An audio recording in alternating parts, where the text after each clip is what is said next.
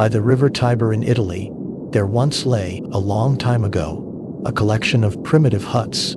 The small village grew and developed, and one day, it was known as Rome, antiquity's most powerful and beautiful city, ruler over large parts of the then-known world. The stories of Rome's gods and heroes are an important part of our cultural heritage. Authors and artists have drawn inspiration from the sources of antiquity for centuries and continue to do so today. Within this video series, the most important myths and heroic legends are told. Aeneas, who fled from burning Troy and became the father of the Roman state. Stories of all Rome's kings and rulers up to Emperor Augustus. We get to make the acquaintance of Rome's all-too-human gods and goddesses, and with nature's mysterious beings. In other words, we get to know the worldview that was the Romans. So join me now, fellow time travelers. Settle in and get some drinks and snacks while I fire up the old-time traveling device, and soon we will be off for the ancient times once again. And as always, don't forget to like the video and subscribe to the channel. It really helps me out a lot, and I do appreciate it.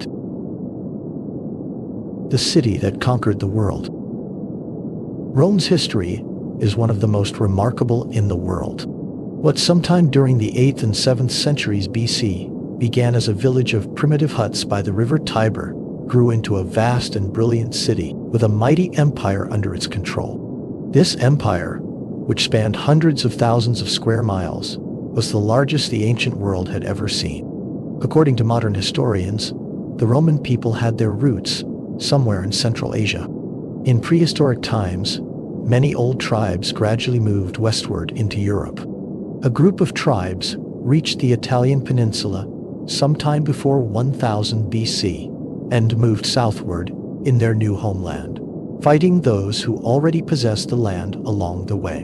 Among the newcomers was the tribe that would later be called Latins, who settled in central Italy on the plains of Latium. The Italian peninsula, with its hospitable climate and its many fertile agricultural areas, must have been an inviting land to settle in. Mild winters meant that grain could be grown for an early summer harvest, while olives and grapes could be gathered in the autumn. Abundant pastures encouraged livestock breeding. Once the Latins had arrived in their new homeland, it seems that a group settled on the 7 low hills by the Tiber, the place that later became Rome. The people flourished and grew slowly stronger, gradually conquering the surrounding areas until all of Italy was under their control. During this time of slow and laborious expansion, the Romans came into contact with several other peoples.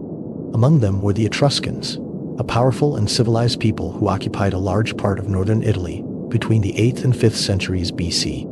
Another group that had immigrated and occupied considerable parts of the peninsula, this time in the south, were the Greeks. Both the Etruscan and the Greek influence on the Latin tribes was immense, especially over the early Romans. Rome seems to have been under direct Etruscan rule during a large part of the 6th century, the period when the Tarquins were kings. During that time, Rome was transformed from a cluster of villages into a significant city. The round huts were replaced by rectangular houses and temples on strong stone foundations in the Etruscan style. When Etruscan power declined, the Romans decided to independent. They drove out the king, Tarquinius Superbus, and established the Republic, which was to be the form of government for Rome and its possessions during the following 500 years. Rome was fortunately situated, for during a very long time the city was never seriously threatened with falling under the rule of a foreign power. It did not happen often that the Romans had to defend themselves against a stronger enemy, so for the most part, they won their victories with ease. This habit of being victorious made them very self-confident. They went from success to success, from triumphs at home to dominance first over the Mediterranean countries and then over the areas beyond them. All this was not achieved entirely without a fight. When Rome challenged the Greek settlements in southern Italy, the Romans became involved in a serious and costly war. They won in the end, but in and through their dominance of all of Italy, they came into conflict with another superpower, Carthage. More wars followed, and the Romans finally succeeded in defeating the Carthaginians, this time to gain control over the western Mediterranean region. Despite many social and political problems at home, the Roman territory continued to expand throughout the duration of the Republic and during the early empire. New areas were added gradually through conquest and treaties, until the empire under Emperor Trajan, the beginning of the 2nd century AD, stretched from Britain and Germania in the north to Upper Egypt and the Atlas Mountains in the south, from the Atlantic in the west to Armenia and the Caspian Sea in the east. Behind the conquering army stood governors, civil servants, engineers, architects, and merchants. Every city became like Rome itself. Citizens in Spain and Gaul enjoyed the same privileges and had the same obligations as the citizens in the North African and Syrian provinces. The disparate parts of the empire were united by a common government and by an extensive road network. Slaves constituted an effective workforce, and the upper class had time to cultivate the arts and enjoy a life of luxury. One of the remarkable achievements of the early empire was Pax Romana, or the Roman peace. From the time of Emperor Augustus to Emperor Marcus Aurelius, peace was the normal state in most of the provinces. Taxes were high, but these taxes paid for an effective army that protected the border areas from invasion. Peace meant prosperity, and everywhere people were grateful for this blessing. When Roman power and influence extended to encompass so many of the previously great cultural centers, Rome itself could not avoid being influenced in turn. The eastern provinces were permeated by Greek culture, and Rome inherited this and made it its own. The Romans developed a taste for much of ancient Greece's art, architecture, and literature. They also adopted many of its religious and philosophical views, and even its complex mythology. New trade routes were established, and merchants in the ancient cities of the Orient were encouraged to send a large amount of luxury goods to Rome, including silk, spices, and balsam. From these eastern provinces also came numerous teachers, doctors, and artists. Africa also exercised a significant influence.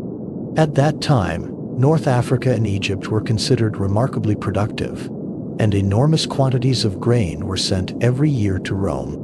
Of all the provinces, Egypt was the one that most set the Roman imagination in motion. Besides Egypt being a land rich in grain and gold, it was also for many an ancient paradise in the east, full of exotic animals and wonderful temples. To conquer and maintain such a vast empire, the Romans must obviously have been an unusual people with unusual qualities. It is certain that their earliest history did much to shape their character. The first Romans were pioneer farmers who fought hard to cultivate the soil and keep their enemies at a safe distance. They worked hard, were strong, disciplined, and determined. They were also loyal, especially toward their protective gods, toward the society in which they lived, and toward the family. Later Romans inherited these qualities, and they became part of their pattern of life. A key element in the Roman character was a strong sense of tradition and of the past. They always highly respected their ancestors and believed that they constantly watched over the living. Reverence for ancestors was in fact the core of Roman religion and social life. Stories about the tribe's heroes in the past and their bold deeds were always popular, mainly because they supported the belief that Rome from the beginning was predestined to be great. In all stories, the Romans are depicted as invincible. They are the ones who win the most battles, either because they have divine help or because they are braver or more persistent than their opponents. To lose a campaign was seen as a divine punishment for misdeeds or as a reminder that they ought to be more vigilant and more disciplined. Time and again, one sees the same qualities working to make Rome great: courage, discipline, and dutifulness. Although many of the Roman stories were faithfully passed down orally from one generation to the next, other stories were written down, especially during the period when Augustus was emperor at the end of the 1st century BC. At that time, authors such as Livy, Virgil, and Horace drew their motifs from a rich source of legends, myths, and folk tales, as well as from historical facts when they wrote about Rome's magnificent past. One must remember that the Romans were not mythmakers like the Greeks. They did not imagine their gods in human form and did not worship them with the help of temples and statues during the early period. They believed instead that objects and events had some kind of supernatural power. Their gods became personified only after the Romans had come into contact with the nearby Greek colonies and with their neighbors, the Etruscans. who had also been influenced by Greek ideas. The old faith lived on for a long time, and with it, a great deal of magic and superstition. Rituals and ceremonies always played a very important role in the Roman religion, and also in daily chores. Since the Romans did not think of the forces they saw at work in the world around them as human, no native Roman mythology was ever created. A people whose religion was based on the family and the nation did not need myths. Legends about heroic ancestors were quite sufficient. Not until later in Roman history did the need arise to create a mythology that could compete with that of the Greeks. The authors Virgil and Ovid knew and loved the folklore and legends of the Italian peoples. They realized that Rome had grown into something great from an insignificant beginning, and they believed they could see a time of even more greatness in the future. To honor the Roman achievement, they wrote a number of stories, in a Greek manner but based on Italian themes. In this video series, we are dedicated to retelling many of these stories. The first chapters deal with the gods and goddesses that the Romans worship. They explain many of the traditions and customs in the Roman religion. After that comes a retelling of the stories in Virgil's Aeneid, the story of how the gods planned the founding of Rome. The historian Livy's work provides us with material for the following chapters, which deal with Romulus, Rome's legendary founder, and with the kings who came after him. Then come stories about famous heroes, who all in their turn contributed to Rome's greatness. Finally come two collections of stories that very clearly have an Italian background, even though they are written in a Greek style. The Romans' achievements in the ancient world are truly remarkable, but their empire could not last forever. Finally, both the pressure from the attacking barbarian hordes from the east and north, and weaknesses within the state structure caused the empire to collapse. Although the empire disappeared, the Romans made such an impression on the areas they conquered that one can still today find clear traces of their ideas and methods, as well as their buildings and engineering projects. Rome also formed the background for the early development of Christianity, the faith that survived the fall of the Roman state and passed on much of the classical culture through the centuries. There's something else that has survived. The modern world has Rome to thank for a great deal, since so much of its language, laws, politics, art, and literature has its roots there. Gods of agriculture and the countryside. From the very beginning, the Romans were farmers. They lived close to nature and were dependent on it for their survival and their prosperity. These farmers were very aware of the supernatural in the world around them. The changes of the weather and the seasons, the mysteries of pregnancy, birth, and growth, all lay beyond their understanding and control. It was both bewildering and awe-inspiring. It is therefore easy to understand how people came to believe in a magical force, or power, something they called numen, which existed everywhere and in everything, and was revealed in all of life's processes. One could see how it affected all the activities of the farm, the daily work and the family home, and the children's growth and development. To better understand this rather indefinite force, and also to ensure that it was guided into helpful paths, each and every one of its manifestations was given a name. There was Vesta of the hearth, Neptune of the life-giving rain and spring water, Terminus of the boundary stone, Consus the storer, and many, many more. Mostly, these spirits or powers were friendly in their influence. They lived in the same house as the human family and on the same patch of land. If one made peace with them through prayers and sacrifices, they would work for everyone's best and provide protection against the unknown and dangerous powers that inhabited the wild nature outside the cultivated lands. They would also be responsible for ensuring that the farmers' many and laborious tasks were finally blessed with success. To begin with, all these powers that appeared in nature and the activities of human life were rather indefinite beings without personality. They simply made things happen, or more correctly stated, they were the events themselves. But gradually, however, that notion changed, especially under the influence of the Greek culture, with its rich mythology and colorful stories about gods and goddesses. In time, the Romans also came to imagine the forces as deities in human form. Two of these were Pomona and Vertumnus, whom we tell of later in the book. Pomona was the goddess of the fruit trees. especially the apple trees, while Vertumnus was the god of the changing seasons.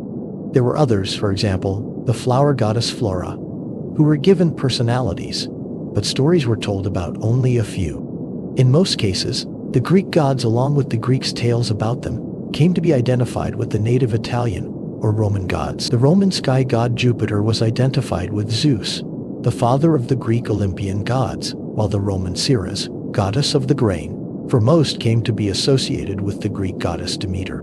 The sowing god Saturn, who was probably a very old agricultural god, was identified with Cronus, the leader of the Greeks' very oldest group of gods, the Titans. Mother Earth was also a goddess that both peoples had in common. The Greeks called her Gaia, while among the Romans she was known as Tellus Mater. The Roman author Varro began his book on agriculture by invoking the 12 deities who take a special interest in the course of farming. He arranges these deities in pairs. First, he invokes Jupiter, the Sky Father, and Tellus, the Earth Mother, who together rule over everything. Next are invoked Sol, the Sun, and Luna, the Moon, who govern that which has to do with sowing and harvest. After that comes Liber, drink, especially wine, and Ceres, food, the two things that sustain human life, and then Robigus, who protects the plants against diseases, and Flora, who sees to it that the plants bloom. Then he invokes Minerva, the protectress of the olive groves, and Venus, the protectress of the gardens. Finally comes Lympha, who brings water to the harvest, and Bonus Aventus, the god who blesses the farmer's labors. Varro also mentions two of the annual festivals held for these countryside gods, Robigalia for Robigus and Floralia for Flora. There were many other festivals held at different times of the year, among them Ambervalia. During this festival, a magic circle was drawn around the farm. On the appointed day, the farmer and all his people, in white clothes and adorned with olive wreaths, led a sacrificial lamb 3 times around the farm's boundaries. Then the lamb was sacrificed, and the proper prayers were recited. The deities Liber and Ceres were invoked to provide plenty of food and drink during the coming year, and to keep all evil away. When certain parts of the animal had been burned on the altar, everyone joined in a festive meal. All these very serious tasks were intended to encourage the good influences acting on the farm and to shut out the bad ones. The fields were not the only areas under the protection of gods and goddesses. The wilder parts of the country, the mountainous pastures and the forests beyond the cultivated land, were also the abode of divine beings. For example, there was Faunus who, like the Greek Pan, was linked to the shepherds and their animals. His fauns, spirits with human bodies and goat legs, lived with him in the forests. Another of the wilderness gods was Silvanus, he from the forest, who was considered a particularly dangerous spirit. Even more powerful as she ruled over the landscape with its mountains and forests, was Diana, an old Italian goddess identified with the Greek goddesses Artemis and Hecate. The places where she was worshipped were most often in the forest or in groves, near streams and springs, and those who worshipped her were most often women. Diana was also worshipped as the goddess of the hunt and the moonlit night. Even after Rome had grown and become a city, the true Roman was always a farmer at heart and soul, a thought that Varro eagerly supports in his book. He discusses the long history of agriculture and says that there were farmers on the earth long before there were city dwellers. While it was human skill that made it possible to build cities, the land was the gift of the gods and the mother of all things. Those who plow the earth, he says, are descendants of Saturn, the god of sowing, and their task is good and useful, for they work with the life-giving forces that once formed the earth. Many festivals that originally belonged to life in the country, for example, Ambervalia, came to be included in the official cult of the great city of Rome. An annual festival with ancient roots celebrated in Rome during February was called Lupercalia. Originally, it seems to have been dedicated to driving away the wolves that attacked the sheep and cattle herds, but later, its purpose was to increase fertility and drive evil spirits out of the city. Gods of the family. At the heart of the Roman religion was always the family, society's smallest component. Like all other parts of society, they needed divine help to achieve success in their lives and work. The person who bore the responsibility for ensuring that help was at hand was the head of the family, and it was he who had to perform the necessary rituals. These took place in the family home or in its vicinity, usually at a house altar or lararium. This altar resembled a cupboard and stood in a corner of the large room, containing small statues representing the household gods, the lares. The lares were the spirits of the family's ancestors, and they harbored a constant interest in its living members. The family used to pray every day to the lares and simultaneously offer small gifts consisting of incense, food, or wine. Other lares were found outside the house or on the surrounding fields. The land was, according to tradition, divided into fixed plots of land, and a place where 4 such plots or small holdings met was called a competum. There, a small shrine was usually erected, open on all 4 sides so that each farm's lar could come and go unhindered. Around it, 4 altars were placed. At the end of each agricultural year, the festival Compitalia was celebrated, during which a plow was hung on the shrine, as well as a wool doll for every free member of the household and a wool ball for every slave. An offering was followed by taking time off from work. The purpose of the ceremony was to bring life and health both to the district and to the people who lived and worked in it. In villages and cities, the plots of land were replaced by residential blocks, and shrines dedicated to the lares were set up at crossroads. Every year, the families who lived nearby gathered for a 3-day festival that began with the sacrifice of a hen. According to all known descriptions, these were truly tumultuous events. Since the lares were considered the protectors of the crossroads, it is hardly surprising that people also believed they protected the roads, as well as those who were in some way traveling, including sailors and soldiers. Just as the family lares guarded the home and the farm, people imagined that these other lares protected the Roman territory and its citizens everywhere. The other household gods that the family worshipped were the penates, the powers that protected the penis or storehouse, and Vesta, the goddess of the hearth. These were honored every day with prayers and offerings, and during festivals, flower garlands adorned the hearth and the altar of the penates. The first houses consisted of only a single room, which the whole family lived in. In it were the hearth and the lararium, as well as the marriage bed. Even when houses became more complicated and had several rooms, the custom of having a bed in the living room continued, so that in later times one still expected to see it there, opposite the door. But no human ever used this bed, for it belonged to the genius, literally the begetter, the family-leading spirit or numen that ensured one generation could be followed by the next. One can think of the genius as the family's spiritual head, who caused the family name to endure and protected it against dangers.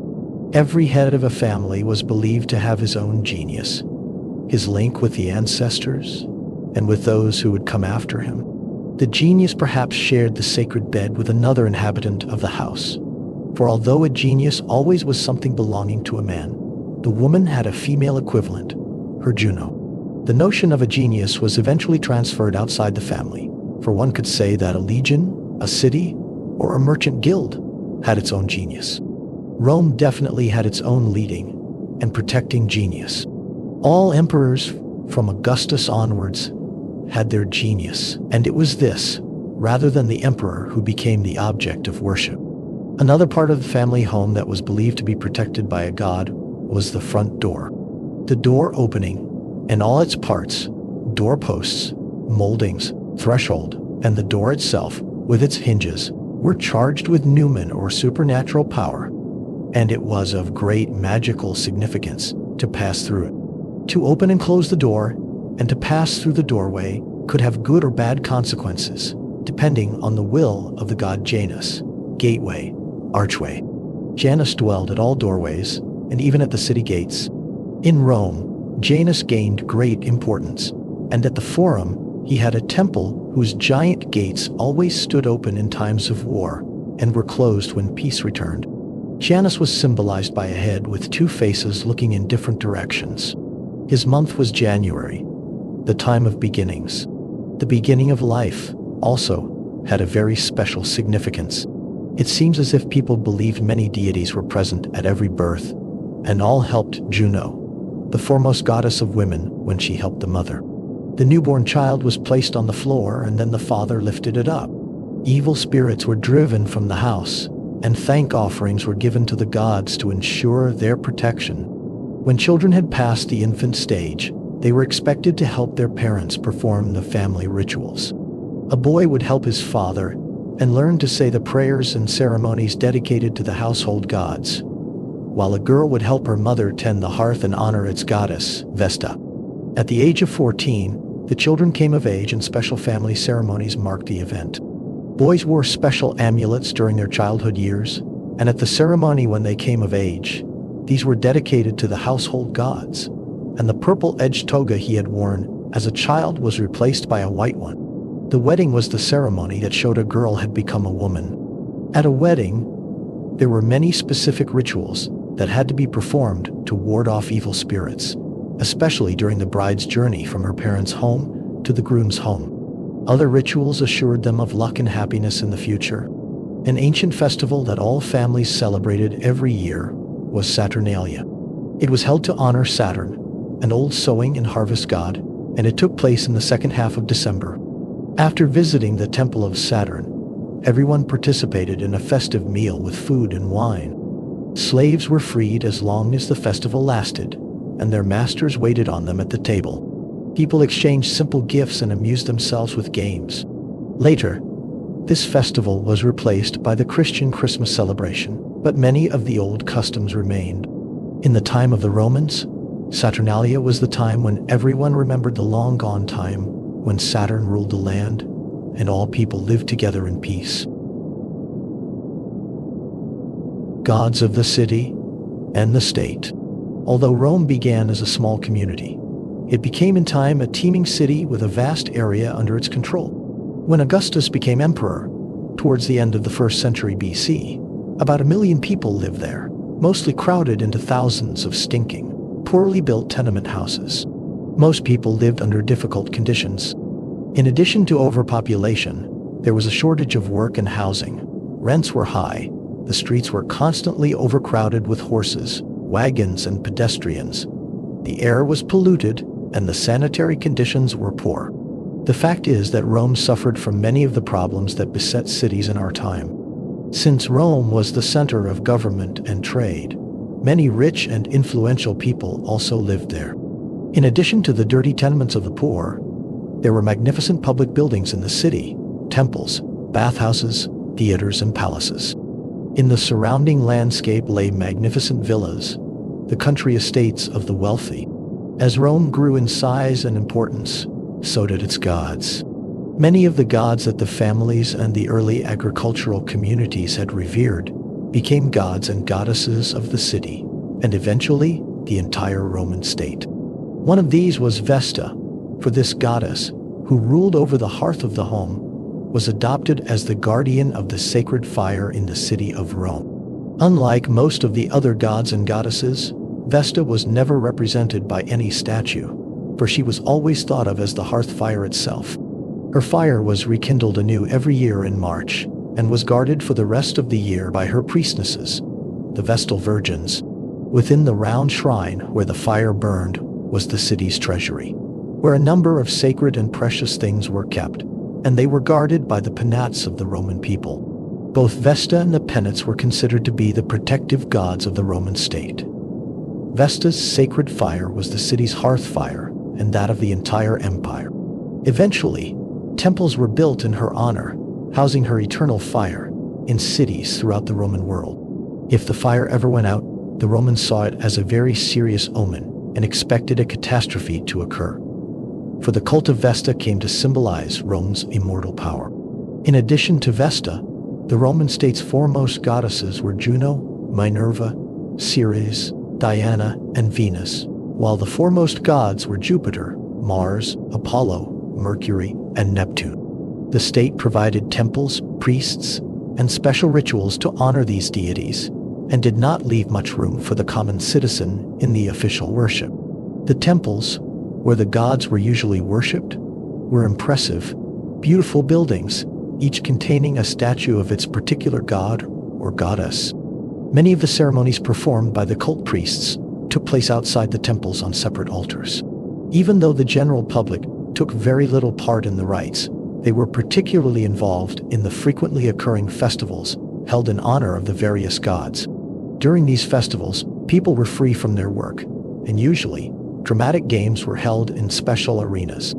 In the earliest times, athletic displays and horse races with chariots were the main attractions. But these were later replaced by gladiator games, where professional fighters battled each other to the death, or with prisoners, and even with wild animals.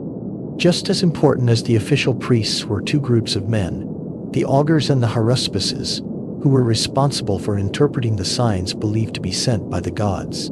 The augurs devoted themselves to examining the behavior of birds, lightning, and thunder to ascertain the will of the gods in important matters, while the haruspices examined the livers of sacrificial animals for the same purpose. Both were consulted before any important decision was made in state affairs, or if any unexpected natural phenomenon occurred.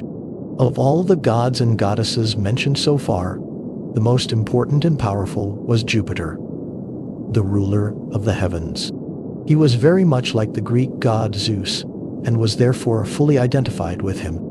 As a sky god, he was the bringer of light and the one who caused dawn and moonlight. He also ruled over the weather and sent thunder and lightning, as well as the life-giving rain.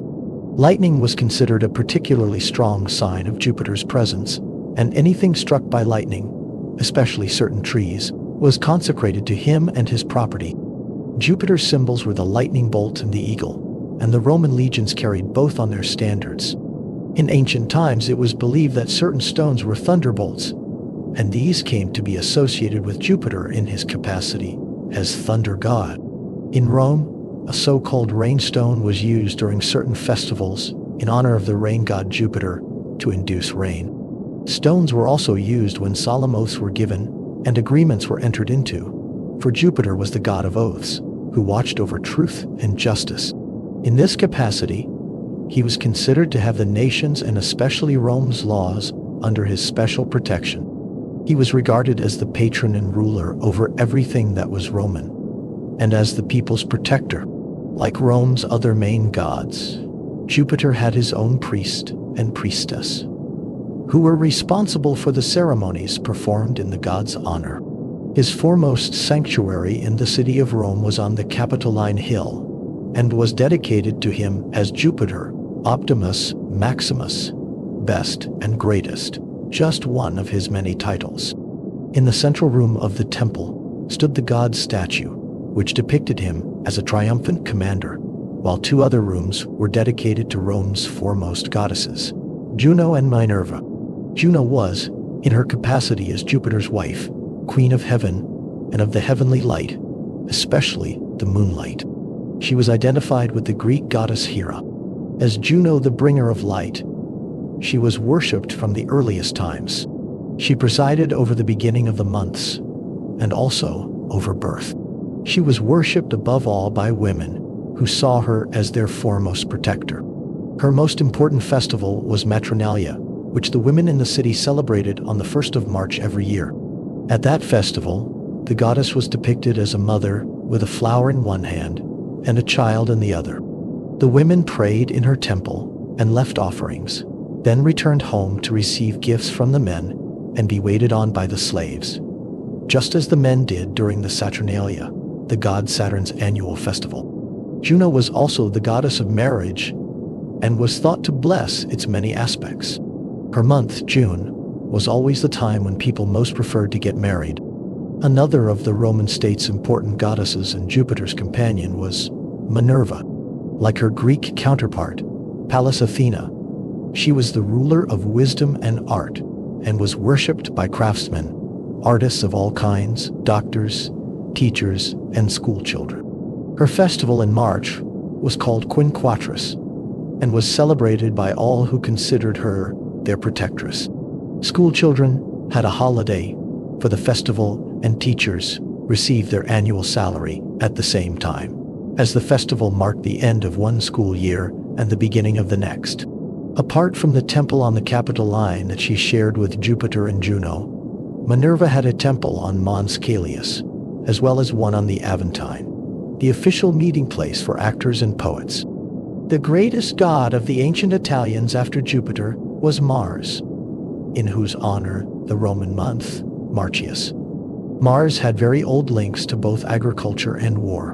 In the beginning, he was invoked as a fertility god to bless the fields and the animals, and to keep away everything that could cause harm. Generally, a horse was sacrificed to him to ensure that the seed would grow after the autumn sowing. Mars was invoked by the farmers during annual ceremonies that were meant to make their soil fertile. In Rome, there were special warrior priests, the Salii, who united his qualities as a god of war and fertility. In the month of March, a special ritual occurred where the Salii performed ecstatic, jumping dances while carrying shields with the symbols of the war god Mars. The dances were performed not only in the god's honor, but also to induce the seed to grow and shoot up juicy sprouts during the spring. Mars perhaps came to be associated with war because the year of both the farmers and the warriors began in the spring, in March. His symbols as a war god were the wolf, the woodpecker, and the spear. When war broke out, which often happened while the Romans were expanding their empire, the god was invoked with the words Mars, wake up, and they pounded on the sacred shields with the sacred spear. During the battles that followed, sacrifices were often made to him to ensure his blessing and support. According to the ancient legend of Rome's founding, Mars was the father of the twins Romulus and Remus, and it was he who protected them when they were small children by letting one of his sacred animals, a she-wolf, take care of them. The Romans believed that this divine interest in their origin gave them their great success in war and conquest, and that Mars answered for the Roman army's many victories. Emperor Augustus even gave him the new name, Mars, the Avenger. A god who stood very close to Mars was Quirinus, originally a war god among the Sabines, neighbors to Rome. Later, Quirinus came to be identified with Romulus, Rome's founder, who was believed to have become a god after his death. Quirinus had his own temple on the Quirinal Hill, his own priests, and a festival. Interestingly enough, Quirinus exhibits a different side of a war god's character, his willingness to stop fighting and agree on peace terms. Another important god in the Roman world was Mercury, the patron of business and merchants. He was likened to the Greek Hermes, the messenger of the gods, while another god, Apollo, was adopted directly from the Greeks without even changing his name. However, he was not considered particularly important in Rome until the time of Emperor Augustus. Apollo is said to have appeared to Augustus during a battle and assured him that he would be victorious. The emperor immediately built several temples to Apollo as the god of peace and civilization, and also as a god for progress in the new social order that Augustus worked so hard to achieve. One cannot conclude a description of the Roman state gods without mentioning Venus, especially since she often appears in the stories that follow. Her origin is very obscure, and one is not clear on how or when she became associated with the Greek goddess of love, Aphrodite. However, her origin was, she took a prominent place in Roman mythology, and the older Roman emperors, the Julians, and Julius Caesar himself, claimed to be descended from her through her mortal son Aeneas. She was given the name Venus Gentrix, or the ancestral mother of the Romans. As Venus Genetrix, she had a temple in the Forum Romanum, built in 46 BC, and every year games were held in her honor. As the goddess of love, she was invoked to smooth the path of love and give her favorites luck. A deity who became very popular, both in Rome and far beyond the city limits, was the goddess of luck or fortune, Fortuna. Her sanctuary lay on the banks of the Tiber, a few kilometers from the city, and on the 24th of June, every year, people flocked there to celebrate her festival. Unlike most cults, hers was open to everyone, both slaves and free, and the festival provided an excellent opportunity to enjoy a day, either on the river or by its shore. Fortuna was worshipped under many names, such as men's luck or women's, the young girls, the emperors, Rome's, the family's luck. She was worshipped by all people who could benefit from her power. Rome, the city that ruled over such large parts of the known world, had its own special goddess, called Dea Roma. Her cult was usually associated with the cult of the emperors who were later assumed to become gods themselves. In Rome itself, the worship of living emperors was not accepted, but in many parts of the empire, it was encouraged as a means to unite the newly conquered peoples. Dea Roma was therefore worshipped far beyond the borders of the capital Rome. The river Tiber that flows through Rome also had its own god, Tiberinus. There are two stories that belong with this god. One tells of an ancient king named Tiber who drowned while swimming across the river, which at the time was called Albula. When he died, he became the god of the river and gave it his name at the same time. The second story links the river with Rome's founders Romulus and his brother Remus. It is said that their mother was cast into the water as a punishment, but was saved for life by the god Tiberinus, who made her his queen and river goddess. Spirits of the underworld. Like many other peoples, the Romans were very interested in death and the welfare of the dead. They believed that the dead could give the living the wrong kind of numen. This was a misfortune that could only be averted if one observed the correct rituals. These rituals were also a guarantee that the soul of the deceased received a safe journey from the world of the living to those who lived as the good people or the manes. The body of the deceased was carefully prepared and then carried on a funeral carriage to the burial site, accompanied by the family in procession. Roadsides were often used as burial sites, especially those located just outside villages and cities. Sometimes people were buried on their own land, perhaps at the edge of a field. Often the body was buried simply in the ground, but for the most part, they first burned it on a funeral pyre and buried the ashes. It was the act itself of burying or consigning below ground that was important, because if one did not do it, the spirit of the deceased could haunt its home and its family and bring them misfortune. It was believed that fire had power over the influence of death. Presumably, that was why they burned the bodies and carried torches at burials. When the burial had taken place, the house of the deceased was ritually cleansed. The family mourned for 9 days, and they made offerings to the family lairs. The funerals of prominent people were very complex. In the houses of such people, there were mostly masks representing the family's ancestors. At the burial, actors dressed up as these ancestors used to wear the masks. It impressed the onlookers, but it also fulfilled a serious ritual function. It meant that the family's past members were in the procession to the burial site, which was probably an elegant family tomb just outside the city.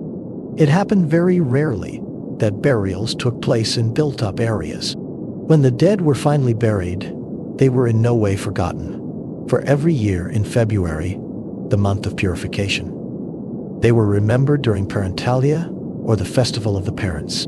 Then it was tradition for people to visit the graves and adorn them with flowers. At burials, it was common to leave food and drink in the grave, and at every parentalia, the supplies were renewed.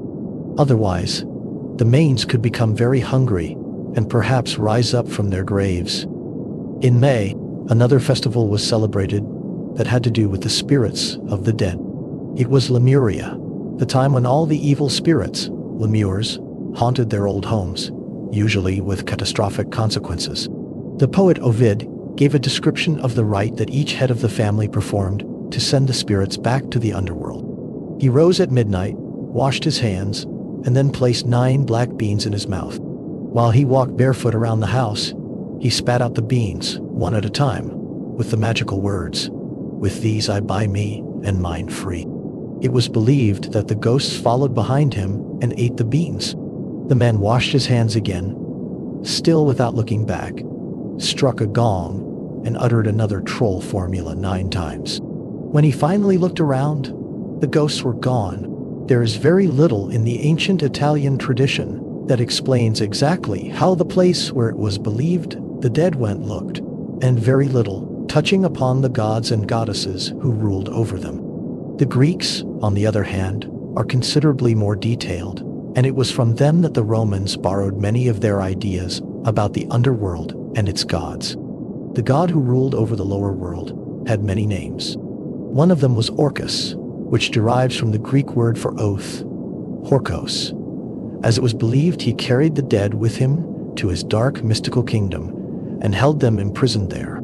Dispater was another name for the same person, and he was also called Hades or Pluto, names that all have Greek origins. But Pluto was not just the underworld's somber ruler. Plutos means wealth in Greek, so Pluto, the rich one, was also master over the treasures of the earth. Thus, it is not surprising that Pluto's name would be linked with two important goddesses of fertility. Ceres, the goddess of vegetation, whom the Greeks called Demeter, and her daughter Persephone. In the Greek tale, which the Romans adopted, Proserpina was out picking flowers one day when Pluto drove by in his chariot. When he saw how beautiful she was, he decided to take her as his wife. He snatched her up into his chariot and carried her to the underworld. Ceres searched everywhere for her daughter and was insane with grief that her daughter had disappeared. She was so distraught that she forgot her divine duties. The crops could not grow without her help. Trees and flowers dropped their leaves, and the land became desolate and unfruitful while she mourned. Finally, Ceres discovered where her daughter was held prisoner, and she sent the messenger of the gods to plead with Pluto that Proserpina should be allowed to return. Reluctantly, Pluto agreed, but only if she had not eaten anything during her captivity. But she had by mistake swallowed 7 small pomegranate seeds, and therefore it was decided that she must spend 3 months each year in the kingdom of the dead. From that day the earth received winter, for when her daughter was away, Ceres turned her face from the land. Not until Proserpina returned did the flowers bloom again, and the crops began to sprout in the cold soil. There were many places in the ancient world where it was believed there was an entrance to Pluto's kingdom. According to Roman tradition, one could enter near the volcanic lake of Avernus in southern Italy, not far from Cumae. Roman descriptions of what it was like in the kingdom of the dead go back to a high degree to details from Greek mythology. In addition to being the place where Pluto and Proserpina ruled supreme, there were also monsters, ghosts, and the haunt of all evil, as well as the dwelling place for all the spirits that had once been mortal beings. After death, all souls came to this vast and eerie kingdom under the earth, and then had to be ferried across a wide river. The ferryman, whose name was Charon, demanded a small coin from each soul for the passage. Therefore, people generally placed a coin on the tongues of the dead before they were buried. On the other side of the river, the entrance to the kingdom beyond was guarded by Cerberus, a wild watchdog with 3 heads. Further on, the path divided. One path led to Tartarus, a fearsome place where one was punished, and the other led past Pluto's palace to Elysium, the land of eternal light, where all good souls enjoyed eternal happiness.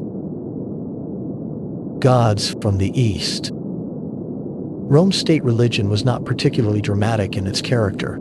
It was solemn and respectable, but required very little from the ordinary person. Above all, it lacked that sense of mysticism.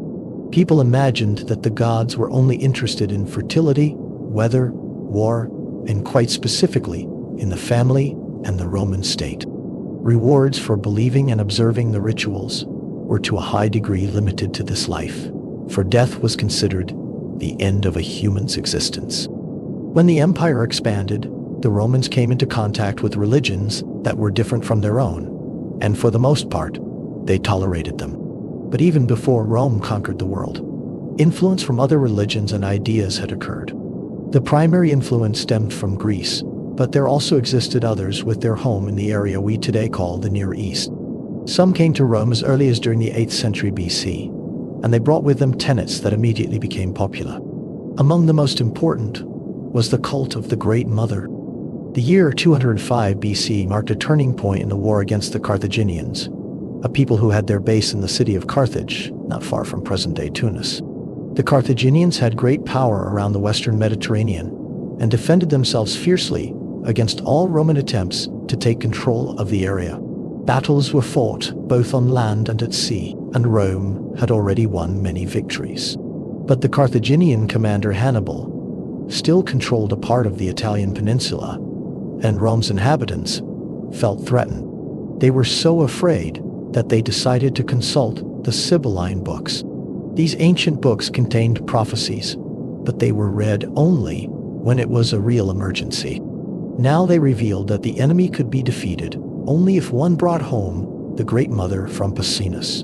The Great Mother was the goddess Cybele, and Pessinus was a place in Asia Minor where there was an important center for her cult. Cybele's image in Pessinus was a formless black stone with the goddess's face in silver. How the people of Pessinus reacted when they were forced to give it up, we do not know, but it was taken with due ceremony to Rome and housed in a temple on the Palatine, where it remained for over 500 years. After it had arrived, it was not long before Hannibal left Italian soil. Cybele was just one of the names that the Great Mother had in ancient times. Many people have had many names: the mother of all creation, the loving and protective power that works in nature in service of all human life. But Cybele also had another side, for she also had to do with everything magical and mystical, with powers that one could not understand. It was this that was missing in the Roman religion, which only concerned the family and the state. Juno was certainly something of a mother goddess, but she had no power compared to the war gods, and was more concerned with the practical aspects of human life than with the unknown forces. Even the numen, which was thought to be present in life's daily chores, was a highly impersonal force, and placed no demands on the believers. While Cybele's cult did not exactly receive an enthusiastic welcome in Rome, the people felt that they had done the right thing by bringing her to the city. Everyone liked the rites and ceremonies that were part of the cult, which is why measures were taken to make it respectable and Roman. Cybele was usually not worshipped alone. She had a companion, Aeneas, who according to legend was her special favorite. In a fit of madness, caused by Cybele's jealousy, he stabbed himself with a knife and died from his wounds. After death, Aeneas was reborn to be reunited with Cybele. It was these legendary events that were imitated in the goddess's cult. During her festival in the spring, a newly cut pine tree, representing the dead Aeneas, was carried in a procession. This was followed by a time of mourning. Then came the Day of Blood, when the cult followers danced in a trance, whipped themselves and even cut themselves with knives, just as Aeneas had done. After yet another night of mourning came Hilaria, when the believers were filled with wild joy and celebrated the god's return to life. Then the goddess's image was washed during grand ceremonies in the river. Another ritual was Taurobolium, or the bull sacrifice. During this, a believer could be reborn through a blood sacrifice. The believer stood in a pit while a bull was slaughtered on a platform above. The blood ran down so that it covered his body, and he came up again as a new person, reborn like Aeneas himself.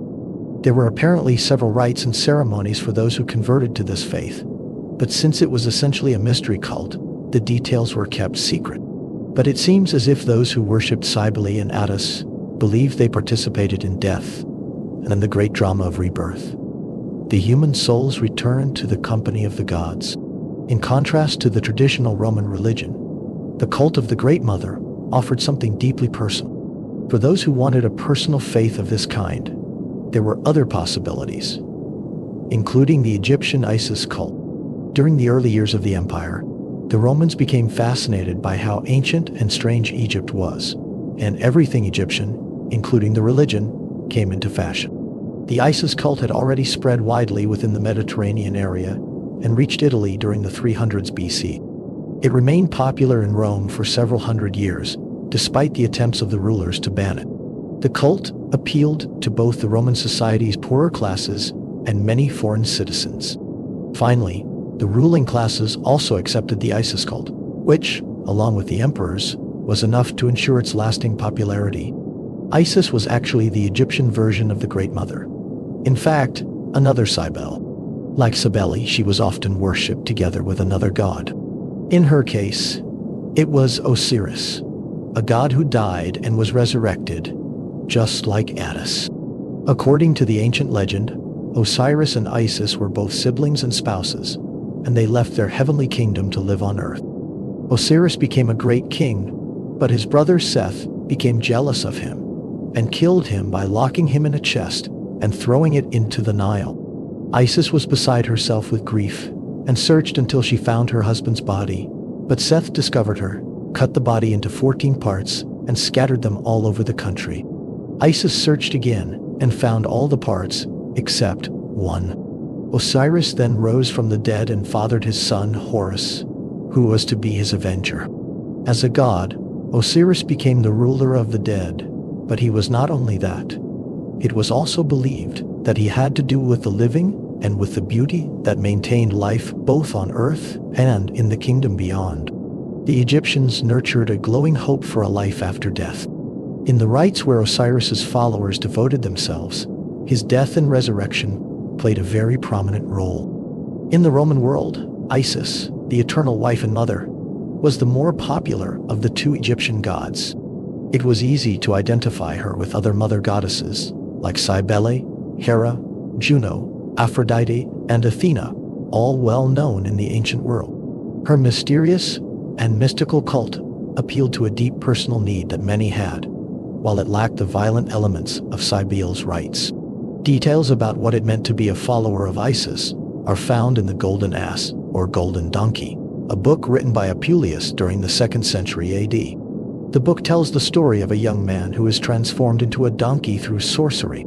He can only regain his human form by eating fresh roses, and while searching for this remedy, he encounters many entertaining adventures. Finally, Isis appears to him and instructs him to eat the roses that her priest will carry during her spring festival the next day. He is transformed as promised, and subsequently becomes a devoted worshipper of Isis. Later, he is initiated into the mysteries of the Isis cult. Without revealing any secrets, Apuleius recounts some of the man's experiences. How he reached the very edge of death, saw the sun at midnight, and worshipped the gods up close. After the ceremony, he appeared before the congregation dressed as a sun god. He spent the rest of his life as a priest of Isis, served her, and received her protection. It is not difficult to understand why so many found the Egyptian cults so appealing. Another of the mystery cults that was widely spread among the Romans was Mithraism, a faith that had its origins in ancient Persia. It was based on the idea that good and evil are constantly fighting each other. Although good will ultimately triumph, the two forces are so evenly matched that it results in a bitter struggle, and humans participate in this, specifically on the side of good. The god Mithra, from whom the religion took its name, was a god of light and truth. There are many myths associated with him, but the most important is the one that tells of a bull sacrifice. At the command of the gods, Mithra slaughtered a sacred bull, and when the bull died, the world and time were born. Mithra's cloak became the heavens, strewn with stars and planets, and the bull gave rise to all plants and living creatures, the four elements, and the seasons. The shedding of blood provided blessings that the evil power attempted to counteract. The struggle between good and evil that began then was to continue until the end of time. Our knowledge of the practice and teachings of Mithraism is not particularly detailed. Like many other mystery cults, it had many secrets, and we can only guess what they were. However, it seems to have attracted many followers, all men, and most of them soldiers. It was a faith that required quite a bit and emphasized how necessary it was to fight evil. There were specific rules for how one should behave, and even a series of tests in determination and courage. Because Mithraism was especially popular among soldiers, it made its way to the empire's furthest outposts. In Britain, for example, remains of a number of Mithraic temples have been found. With the exception of one found in London, all the temples are located near military camps. One near the fortress at Saguntium, Carnarvon, in Wales, and 3 by Hadrian's Wall in northern England. Apparently, all these mystery cults have certain things in common. The god or goddess is kindly disposed toward humanity and suffers with them, dying in many cases to be resurrected to a new life. The believer must go through special initiation rites Strict rules on how one should behave must be observed. The believers receive a promise of a happy life after death, and all the deities who are worshipped are firmly tied to the celestial bodies, especially the sun. It is in this world, where mystery cults were such a common feature, that Christianity has its roots. The legend of Aeneas. Arms I sing, and the hero, who first from Troy came to Italy's soil, and Lavinian shores stepped, hunted around lands and seas, under hardships and shifting fates by the heavenly ones, counsel and pursued by the wrathful Juno, tested in bloody wars also, until he founded the city, and for his gods, home on Latium's plains prepared, whence the Latins race, Alba and Rome have their origin. With these words, Virgil began his epic poem, the Aeneid, the story of Aeneas, Prince of Troy. The Aeneid stands as a pillar of Latin literature, a 9,1896-line epic in dactylic hexameter composed by Virgil between 29 and 19 BC. It follows Aeneas, a Trojan refugee who escaped the ruin of his home to find his way to Italy, where he would eventually become the ancestor of the Roman people. Troy was a city in the land of Phrygia, which is now part of modern Turkey. The Romans knew well the story of their long war against the Greeks and were proud to trace their origin to Aeneas. The story is divided into 12 books. The first half captures his long wanderings from Troy, while the second half depicts the Trojans' victorious war against the Latins, the very people under whose name Aeneas and his followers were destined to be absorbed. While Aeneas was already a figure in the Iliad, Virgil took the fragmented legends of his travels and his loose connection to Rome's origin to create a definitive national epic. He transformed Aeneas into a man defined by scrupulous pietas, or duty, using his journey to bridge the gap between Trojan myth and Roman history. This founding myth did more than just tell a story. It provided a historical context for the Punic Wars, championed traditional Roman virtues, and cast the Julio-Claudian dynasty as the direct descendants of gods and heroes. Widely seen as Virgil's masterpiece, the work remains one of the most significant achievements in the history of Latin letters. The Roman poet Publius Virgilius Maro, usually just called Virgil, began writing the Aeneid around 30 BC. It was his last work, and when he died 11 years later, it was still not finished. Just before he died, he asked his friends to burn the unfinished poem, but they knew how good it was, and fortunately persuaded him to change his mind. The Aeneid is an epic, a long poem telling of superhuman beings, or heroes, in direct contact with the gods. When Virgil wrote, he followed an ancient tradition. The oldest story of this kind we know of is the Babylonian epic of Gilgamesh, written down about 4,000 years ago. Two other very old and significant epics are the Iliad and the Odessey, both attributed to the Greek poet Homer. The Aeneid is a story full of adventure, romance, and tragedy. It is also a travelogue and contains many authentic details on navigation and geography, while its other half has many vivid descriptions of armies in battle. In it is also the strange story of Aeneas's journey to the underworld, the kingdom of the dead, where he learns of his people's future greatness. It can be read as just a good and exciting story, but it is more than that, for there is much hidden depth in it. Virgil's aim was to write the history of Rome's foremost ancestors, a man who was not only the son of a goddess, but who had also survived the Great Trojan War.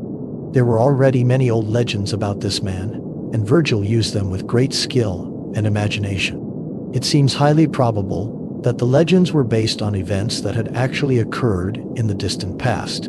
Perhaps a group of people migrated from the area around Troy in Asia Minor to the western Mediterranean region, and perhaps they settled in Italy, perhaps leaving some of their own at the various places they visited along the way. Unfortunately, we can never know this for certain. All the persons in the song about Aeneas are not human or even superhuman. The gods and goddesses also play prominent roles as the drama unfolds. Venus, the goddess of love, always wants to protect her son Aeneas, while Juno, the queen of the gods, constantly places obstacles in his path. Jupiter tries to mediate peace, and even Neptune appears on various occasions. It seems as if Virgil harbored a strong belief that human endeavors were under the influence of heavenly powers. For him, it was just as true in his own time as it was in Aeneas's long-vanished days. Aeneas enters Virgil's story only on the night when Troy is finally destroyed by the Greeks. But to learn more about him and his father Anchises, we must dig back into Greek mythology. Anchises was king of the Dardanians, a neighboring people of the Trojans. And when he was young, he loved to roam around the mountains, far away from the city. One night, he sought shelter in an abandoned shepherd's hut high up on Mount Ida. Apparently, Jupiter wanted to humble his daughter Venus by making her fall in love with a mortal, and the handsome Anchises seemed a perfect choice. Venus had observed the young king all day, and had, as Jupiter determined, become deeply infatuated with him. During the night, she stole in, disguised as a human princess, into the hut and shared a bed with Anchises. Before they parted the next day, Venus told him who she was and promised to protect him and the son she would bear him, on the condition that he kept their meeting secret. Eventually, the goddess gave birth to Aeneas, but Anchises could not resist boasting about what had happened.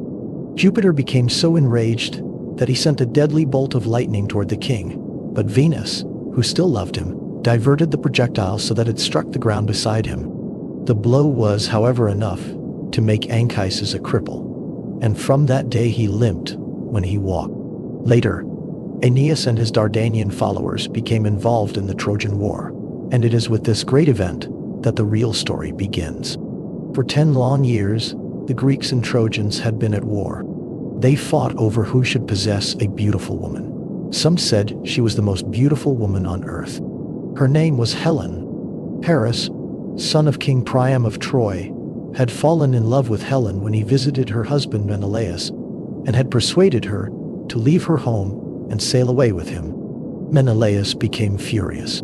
He was king of Sparta, a powerful man who could take a terrible revenge. He gathered his friends and allies and took with their fleets and rulers in pursuit of Paris. The city of Troy was rich and influential with large territories under its rule. It lay on a mountain near the Hellespont, the narrow strait that separates Europe from Asia.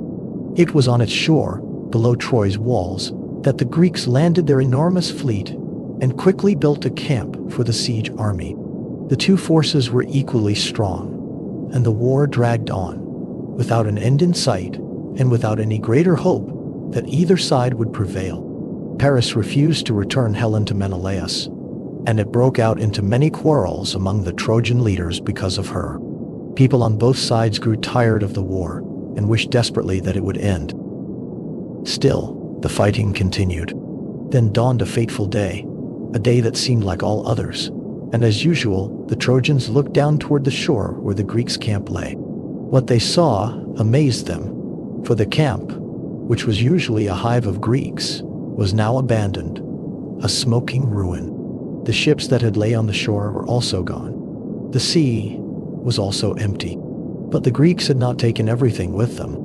On the plain below the city stood a giant wooden horse. The Trojans believed the war was over and were overjoyed. The city gates were opened, and everyone swarmed down to the shore and the giant wooden horse that stood there quiet and alone. What the Trojans did not know, although some of them suspected a cunning ruse, was that the Greeks' boldest and strongest warriors lay hidden in the horse's hollow belly. A discussion broke out among the people. "It is an offering to Athena," some said, "so we should take it into the city and place it in her temple." "You cannot trust the Greeks," others claimed. "This horse is just another one of their tricks. Let us burn it here on the beach." The discussion surged back and forth until the crowd finally decided to keep the horse. Ropes and wheels were brought so that they could pull the wooden animal into the city. The gate facing the sea was partially torn down to make room for the horse as it was dragged in, and they pulled it all the way to Troy's innermost citadel. There it finally stood before the temple of Pallas Athena. Everywhere people decorated with magnificent flower garlands, and a great feast was held to celebrate the long-awaited peace. No one seemed aware of the danger lurking inside the horse. The city's fate was already sealed. After the excited day, Sleep came quickly to the people of Troy. The night was still and very dark. Nothing moved in the city, but out at sea, just out of sight from land, the Greek fleet waited and sailed back to the shore at a given signal. The men inside the horse left their hiding place and opened the gates, ready for attack. Troy was completely at the mercy of the Greeks. Among those sleeping inside the city were Aeneas and his family. Just like everyone else, they were awakened by unusual sounds inside the city walls, the threatening crackle of flames, the sound of battle, and the screams of people in agony. The Greeks had entered the city unhindered and were now plundering it ruthlessly and killing everyone. The devastation was terrible. The Trojan men, who were still sleepy and unprepared, desperately buckled on their armor and grabbed their weapons in the hope of being able to drive away the intruders. But there was not much they could do. The fire had taken hold everywhere. People ran screaming out of their burning homes only to be caught in traps or buried in the streets by falling buildings. Just like the other brave men in Troy, Aeneas left his home to fight against the invading Greeks. Finally, he managed to make his way to the royal palace in the hope that this last stronghold, but there too the enemy had struck. King Priam, with his wife Hecuba and their daughters, had sought protection in front of the family altar when the Greek soldiers rushed in. The old king met a sudden end, and when Aeneas saw it, he suddenly remembered his own father, also an old man. Aeneas had been so eager to defend his city that he had left his father, wife, and little son without protection. The thought of what might have happened to them filled him with horror. Now his greatest concern was to get home. He fought his way back through the dust and smoke that filled the doomed palace when he noticed a woman sitting huddled in the shadows. She looked up terrified as he approached, and now he saw that it was the beautiful Helen. This woman bears the guilt for all our suffering, he thought. It is she who has brought ruin upon this once beautiful city and its people. In his sudden rage, he gripped his sword tightly and decided to avenge the injustice by killing her where she huddled. But before he could put his thought into action, he became aware that his mother Venus stood beside him. She spoke kindly but firmly to him. "My son, you will gain nothing by acting in blind rage. Do not blame the woman for what has happened, nor Paris. Do you not understand that it is the merciless gods who destroy the glory and power of this kingdom? You must flee, for your future lies beyond this city. I have watched over yours and seen to it that they are safe until you return. Go now quickly. I shall protect you. Go now quickly." With these words, she vanished, but he felt that the goddess led him through all the dangers he encountered on the way home. So far, his house had resisted the attacks of the roaming bands of Greek soldiers, and although the fire raged in many of the houses around them, his own was unscathed. Aeneas called to his family to hurry and get ready to flee. His old father Anchises said that he was too weak to set out, and apart from that, he wanted to stay and meet the same fate as Troy. Aeneas and the others in his household begged him earnestly to come along, but it was in vain. Then several amazing things happened. To everyone's astonishment, a radiant glory suddenly appeared around the head of Aeneas's little son, Ascanius, and clear flames danced in his hair without harming him. Anchises saw this as a divine omen and prayed to Jupiter to receive one more sign that would confirm the will of the gods. Hardly had he finished his prayer before thunder filled the air and a shooting star, which lit up the entire city, flamed across the night sky. Anchises rose at once to leave the city. "I follow the path you have shown, ancestral gods," he cried. Everyone prepared themselves. Before Anchises left his home for the last time, he carefully gathered the statues from the house's altar cabinet to take them with him. These images of the household gods would bring luck on the journey and bless their new home. Since old Anchises was far too weak to be able to walk, Aeneas carried him on his shoulders. Protected by Venus's loving hand, they made their way to the nearest city gate. Aeneas had Ascanius close beside him, with his son's hand in his, while Creusa, his wife, walked just a few steps behind. It was not until they had reached safety outside the city that Aeneas realized the terrible truth. Creusa was no longer with them. He left the others in a safe hiding place and returned to the city to desperately search for his beloved wife. He went back the way they had come through the city's smoking ruins and called her name until the streets echoed with his voice. He had just given up hope of ever finding her when she suddenly stood before him. Instead of being filled with joy at the sight of her, he was seized by horror, for it was not the real Crusa, but her spirit. "Beloved husband," she said, "do not grieve. It is the will of the gods that I shall not follow you. You shall travel across the vast reaches of the sea to the land of Hesperia. There, by the Tiber, a happy fate is prepared for you, a kingdom, a queen. Farewell. Take good care of our son." Aeneas tried to grab hold of his wife, but his hands went straight through her shadow-like figure, and she vanished from his sight. He was left alone and confused on the deserted street. When he returned to his friends and his family, he found with them a large crowd of homeless refugees waiting for him to lead them into exile across the sea. At dawn, Aeneas once again lifted his father onto his shoulders and, with his new companions behind him, left Troy forever and wandered off toward the distant mountains. Others also left Troy for the last time. The Greeks sailed home with their slaves and their stolen treasures. The Trojans who, like Aeneas, had escaped death, filled all the roads leading away from the city. The war that had raged for 10 years had ended in a single fateful night. Aeneas traveled with his band of surviving refugees to the Phrygian coast south of Troy and began the work of building ships. When these were ready, they hoisted the mournful sails without any inkling of what fate had in store for them. The first land they came to was Thrace. This land had been allied with Troy during its days of prosperity. But the Trojan refugees were not welcome there, so they decided to once again place their trust in the sea. The wind and the currents brought them to the holy island of Delos, the birthplace of the god Apollo. Here they were well received by the king and his people. Aeneas went to Apollo's temple to offer a heartfelt prayer for advice and confidence. The god answered almost at once. The earth shook, and from the depths under the temple came a voice. "Hard-tried Trojans, you must return to the land of your ancestors. From there, the house of Aeneas shall rule over the whole world." The oracle had spoken, but the meaning of the words was unclear. Where was the land of their ancestors? Anchises knew Troy's old legends and spoke trustingly to the people. "Crete saw the beginning of our lineage. It is Jupiter's island. There are the 100 cities and the generous soil. Let us go where the gods urge us." Then he sacrificed at the altar in front of the temple, a bull for Neptune and Apollo, a black sheep to the storm, and a white sheep to the gentle west wind.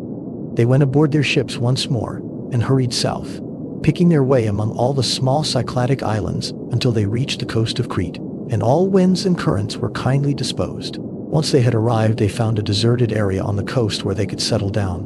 They pulled their ships up onto the beach and began building the walls for a new city.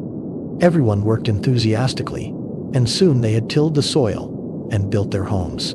Everything seemed to go well until harvest time approached, when the land was afflicted by a strange disease. Many died, the crops rotted in the fields, and the animals died too. They could not understand what they had done to displease the gods. One night, as Aeneas lay sleeping, the Trojan gods came to him in a dream. They told him that Crete was not the Trojans' ultimate goal. The Trojan people's home was the land in the west, an ancient area called Hesperia, or Italy. The gods said that he should lead his people further, for their journey must continue. Filled with the divine message, the people quickly left Crete and sailed on to seek these distant shores. But as soon as they were out of sight of land, a sudden storm blew up. The fleet was soon scattered, and for 3 days and nights the ships were exposed to the winds and the harsh sea. Jagged rocks along nameless coasts were another danger. They threatened to smash the ships as they drifted past them. Finally, the wind died down, and with the help of the oars, the sailors managed to bring the ships to a safe harbor. Not until afterward did they realize that the land they had reached was the Strophades, the home of the feared harpies. These hideous monsters had the bodies, wings, and claws of birds of prey, but their faces and heads were women's. The Trojans, who were faint with hunger after so many wind-driven days at sea, fell upon and killed some of the cattle that grazed unguarded along the shores. They cooked the meat over fires along the curving beach and prepared for a real feast. But the smell of the food soon attracted the harpies, and the air was suddenly filled with the sound of flapping wings and terrifying screams as the monsters dove down and snatched the food with their terrible claws. They left behind a foul stench, and everything they had touched was defiled. The same thing happened the next day, but on the third day, the men had their weapons at hand and attacked the birds as they dove down. The harpies snatched the food anyway without being harmed by sword blows and flew away with wild screams. Their leader, Celaeno, perched on a rock nearby and delivered a prophecy of farewell. Was it then not enough that you took our cattle? Do you also want to drive us from our island? Remember then what I say? At last you shall be granted an Italian harbor, but before you come to where you may build your own city, you shall be ravaged by hunger as punishment for having fought us, and you shall eat your own tables. Then she disappeared and left them very dejected. There seemed to be no end to their troubles. Anchises and Aeneas decided they should leave the island at once. They offered prayers to the gods for protection against dangers on the path ahead of them. Then they made the ships ready again and spread the sails. A favorable south wind carried them on their way. Soon other islands came into sight as the fleet sailed north along the coast of Greece and Epirus's shores, until they finally reached the harbor below the mountain town of Buthrotum. Here the Trojans were surprised and delighted, for this Greek kingdom was ruled by a son of Priam, Helenus. They received a warm welcome, and everyone rejoiced greatly at the happy meeting. The days passed, and everything was pleasant, but Aeneas knew that this was not their final goal, and he soon became eager to continue the journey. He also knew that Helenus had prophetic gifts, and found an opportunity to question him about the future. Since Helenus was a priest of Apollo, he sacrificed some oxen at the god's altar and recited the correct prayers. Then he was seized by the divine power and uttered a God-given prophecy. Son of a goddess, your fate is determined. You still have a long way ahead of you, and many dangers await your ship. But in the end, you will come to a distant Italian coast, and there found a great city. He continued by describing the details of the coming journey, the places where it would be unwise to land, and the course they should take to steer clear of the double danger of Scylla and Charybdis, a six-headed monster and a whirlpool that lay in their path. He also predicted that Aeneas would meet a mystical prophetess, the Sibyl. More I may not tell you, he said finally. Go now and cover Troy's name in honor. Helenus gave orders that generous gifts should be loaded onto the Trojan ships, including treasures of silver and gold. He also gave them new weapons and more oarsmen. After many farewells, the fleet set out. Once they were out at sea, Anchises stood on the stern of the first ship and raised his voice in prayer. Gods of the sea and the lands, give us now a lucky wind to prepare our way. As if in answer to his prayer, the wind picked up and the ships hurried forward until they approached the coast of Sicily. There they sailed near the rumbling Mount Etna, a volcano that spewed smoke and showers of sparks. Shortly thereafter, the wind died down suddenly, and the fleet drifted slowly toward the coast of the Cyclopes. This was an inhospitable land inhabited by hideous, one-eyed giants. As soon as the giants saw the strangers approaching, they ran down to the stony beach, screamed, and threw stone blocks to destroy the ships. Luckily for Aeneas and his companions, the wind picked up again and they managed to flee in all haste. Without thinking about where they were headed, they approached the narrow strait between the whirlpool Charybdis and the cliffs where the six-headed monster Scylla lived. At the last moment, they remembered Helenus's warning. The sails were reefed, and everyone desperately grabbed the oars to save themselves from certain destruction. On one side of the strait, the water boiled and swirled in the whirlpool, threatening to pull the entire ship down into the depths of the sea. On the other side lurked a six-headed monster waiting to snatch the crewmen from the oars, strong enough to snap a mast with a single blow of its hideous paw. With the strength of desperation, the men, fighting for their lives, managed to steer away from the danger and into calmer waters. Once again, A friendly wind helped them and blew them around the southern coast of Sicily until they reached Drepanum, a city located near Mount Eryx. There, high up on the mountain above the sea, lay a beautiful temple to Venus. It was there, near his divine spouse's sanctuary, that Anchises died. Perhaps Venus had chosen the time and the place? Aeneas was devastated. Anchises had been the best of fathers. The two men had shared the burdens of leadership. And now, when they were so close to the end of their journey, death had come between them. When the funeral rites were over, and Anchises' ashes had been buried under a large mound not far from Drepanum, the fleet set sail again, and they headed out to sea for what the Trojans believed was the final part of their journey. Well, fellow time travelers, I think we will leave the ancient Romans here for this time. I hope you have enjoyed your stay and that you actually aren't even hearing this and instead are sound asleep. That would mean I have succeeded in my mission to help you all to sleep. Well, that, or you have already clicked away, I suppose. If you are awake, perhaps in need of just a little more, then check out my playlists. I have a whole bunch of these mythology videos collected in my mythology playlists. Ancient stories collected from around the world, from ancient China to North and South America. You will also find my regular content.